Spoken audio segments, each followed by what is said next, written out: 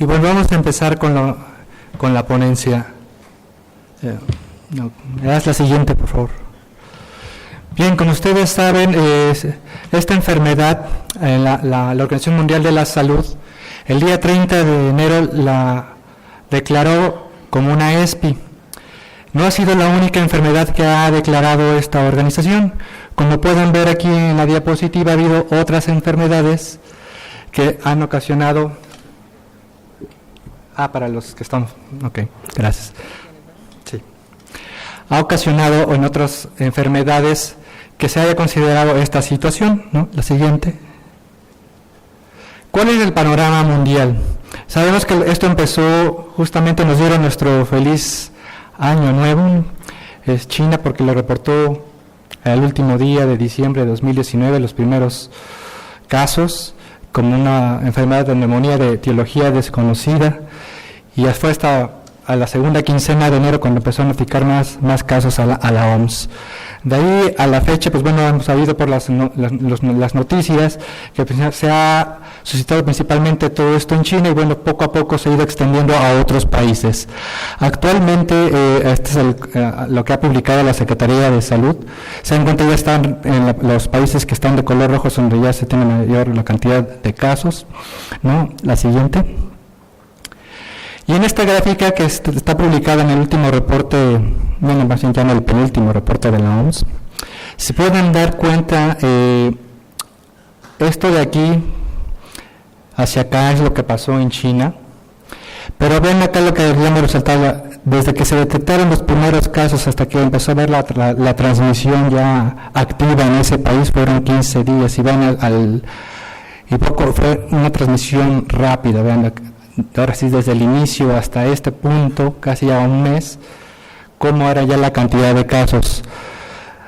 Esto en un primer escenario. De este lado de la gráfica, cómo podemos ver la parte de Asia, cómo ha disminuido, pero sin embargo los casos identificados en otros continentes, principalmente Europa y América, ya empezaron a detectar casos, ¿no? La siguiente. ¿Cómo ha estado el comportamiento en el tiempo, la tasa de letalidad? Desde un inicio más o menos siempre ha oscilado entre un 2 y 4%. Y como pueden verlo aquí, esto que ocurre aquí en esta línea es lo que pasó principalmente en China. Al principio la letalidad era un poco alta, o si bien donde inició este evento, pues los agarró también en forma desprevenida, una enfermedad nueva, y bueno, era de entenderse que al principio estuviera esta letalidad. De esta línea para acá ya corresponde el resto del mundo, se han estado relativamente estables, sin embargo se dan cuenta, en estos últimos ha incrementado, y este incremento es principalmente a expensas de lo que está sucediendo ya fuera de China. La siguiente. Un punto crítico es Estados Unidos. Al principio fue uno de los pocos países en América que empezó a tener primeros casos. Sin embargo, el estado de California, que es nuestra frontera, ya tiene esta cantidad de casos. Y vean que el 65% está entre los 18 y 64 años. Vean, esta es la curva de todo Estados Unidos, cómo ha estado incrementando. Por eso aquí ponen esta observación en que bueno, toda esta curva va a aumentar porque todavía están por fecha de inicio de síntomas y están esperando pues, que caigan más casos. Entonces los últimos datos son preliminares. La siguiente. La siguiente, por favor. Y si recuerdan la gráfica de la letalidad que en los últimos periodos era un aumento, pues uno de los países que está contribuyendo a este fenómeno es Italia. Y veámosles unas cosas características que tiene este país. Vean que la mayor parte, una parte de la población está en zona urbana. Esta es la mediana de edad según su último censo que se encuentra ahí reportado. Pero vean, casi el 30% de su población es adulto mayor, que obviamente pueden tener algunas comorbilidades. En ese sentido se ha documentado que los pacientes que tienen hipertensión arterial sistémica tienen mayor riesgo de complicaciones. Y lo que han escuchado en los medios, las noticias, que es principalmente el norte de Italia, la zona de Lombardía, donde está mayor focalizado el problema. Pero acá en estas, que son estas gráficas que son del Ministerio de Salud de Italia, al principio esta es la edad de la letalidad, que era lo observado en el resto de los países, pero vean cómo se va incrementando esta letalidad. Lo que es Italia e Irán son los dos países que se tienen la preocupación, que son los que tienen la tasa de letalidad más alta. Y ya también en cifras absolutas, es decir, en número de defunciones, ya supera a lo que aconteció en China. La siguiente. ¿Cómo estamos en el país? De estas imágenes de la Secretaría de Salud, todo lo que ven en color rojo son entidades que por lo menos ya han notificado al menos un caso con resultado positivo a esta enfermedad.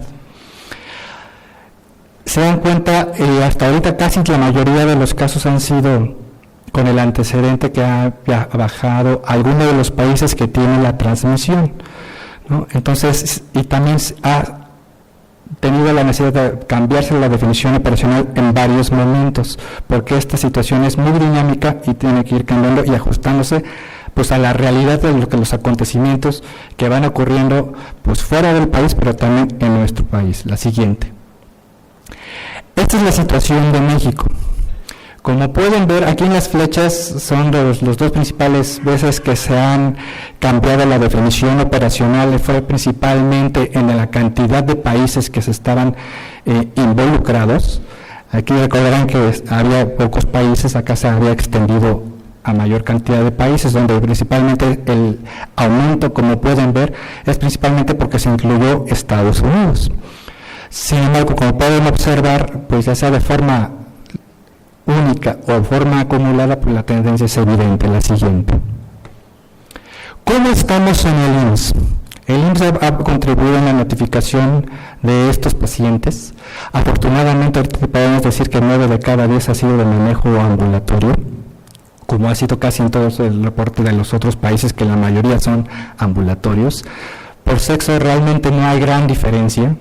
Sin embargo, hemos observado en los últimos días que este porcentaje cada vez va en aumento. Es decir, al inicio eran pacientes o personas que tenían el antecedente de haber viajado a algún país.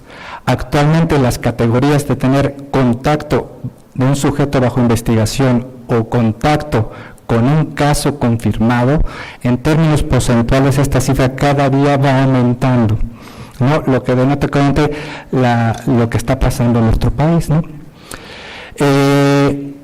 La mayoría que está en los países, la mayor parte son de Estados Unidos, y como pudieran ver, recordar el gráfico anterior, pues cómo fue ese aumento fue principalmente a Estados Unidos.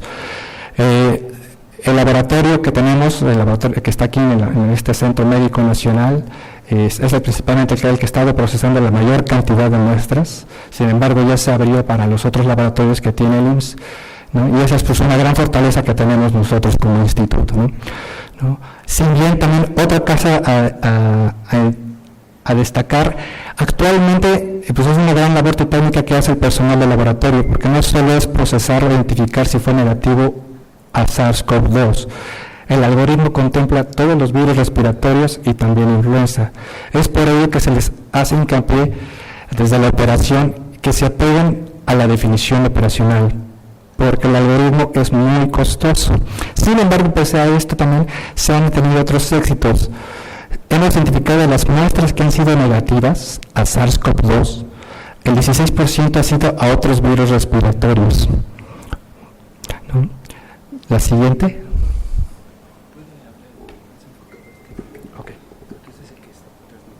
Okay. Sí. Siguiendo con el panorama del instituto, esto es como lo pueden observar, ya se tienen resultados positivos en el IMSS, principalmente en Durango, la Ciudad de México, Querétaro, ¿no? Y también, como habrán conocido ayer en los medios, también ya se tiene la primera defunción en el instituto por esta enfermedad en el estado de Durango. También hay que hacer una gran aportación de que, si bien casi todas las delegaciones ya están empezando a incrementar o reportar estos casos, sin embargo, ahorita se está focalizado principalmente en la Ciudad de México. Y aquí destaco a 2 unidades médicas.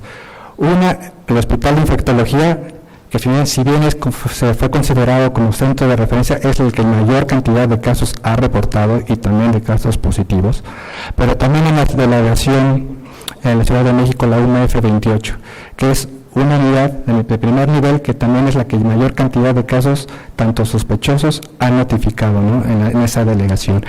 Y como pueden ver aquí en la curva del instituto, también las flechas de color grises que marcan la diferencia o las actualizaciones de la definición operacional, y pueden ver cómo también eso se ve observado en los cambios, cómo se ve el incremento de los casos. Actualmente ayer en la noche se hizo un ajuste al Sinolave, entonces a partir de ello pueden ver todos los usuarios que se puede registrar tanto influenza como también coronavirus, ya pueden identificarlo desde el nivel operativo, y también ya se hizo el ajuste también a nivel de laboratorio para que ahora sí ya tengamos la película completa de estos casos. Es por ello que se exhorta a que participen en ello. La siguiente. ¿Qué tan grave es esta enfermedad? Obviamente el rey sigue siendo sarampión en la capacidad de transmitirse por persona. Sin embargo, como pueden ver aquí, está por debajo de otras dos enfermedades que también son respiratorias. Entonces de ahí es el cuidado que también se apliquen estas medidas que se están promocionando de etiqueta de saneamiento a distancia, de etiqueta respiratoria, ¿no? La siguiente. Aunado de que también se tiene un problema de sarampión actualmente en la Ciudad de México. La siguiente. Haciendo un comparativo en cuanto a la letalidad con sus otros, digamos, primos hermanos de coronavirus, afortunadamente aquí tenemos que la letalidad es baja de forma global, aunque bueno, ya vimos algunas excepciones como por ejemplo Irán e Italia. La siguiente.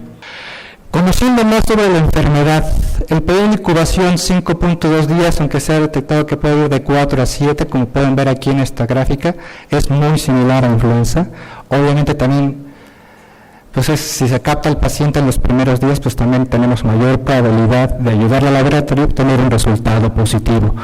Comparándolo contra sus misma familia de coronavirus, pues se dan cuenta, pues, es igual, lo que nos indica es una enfermedad aguda. La siguiente. ¿Cuánto puede durar más en otros procesos? Pues bueno, por ejemplo, de inicio de la enfermedad hasta la primera visita de estos primeros casos en China, de los primeros 45 pacientes fueron casi 6 días, ¿no? Eso también está involucrando pues, cuestiones indirectas de promoción de la salud, o de que también enfermedades, pues en cierto modo venir hasta que me siento más mal demando la atención médica. Para el ingreso hospitalario, ven, pues va ligado hasta 12 días. Obviamente esto va ligado también cuánto tiempo dura la enfermedad. Ya ahí con estos primeros datos ya nos estaba dando a cierta luz. La siguiente. Como pueden ver en la curva que está ahí de barras azules, pues ya no puedo señalar, tengo 2 micrófonos. La tendencia era al incremento, entonces como pudieron ver la propagación fue rápida en un inicio, y como también había mencionado al principio de la charla, en la gráfica de abajo, la letalidad al inicio era muy alta, después fue disminuyendo. La siguiente. En este otro artículo podemos ver de ciertos casos que fueron publicados que la mitad de los pacientes cursó con problemas respiratorios, es decir, disnea. Y ven cuánto tiempo duró la disnea. En promedio fueron 8 días, aunque pueden ahí ver el rango de 5 a 13 días, y un dato por laboratorio fue que el 63% tenía linfopenia, ¿no? La siguiente.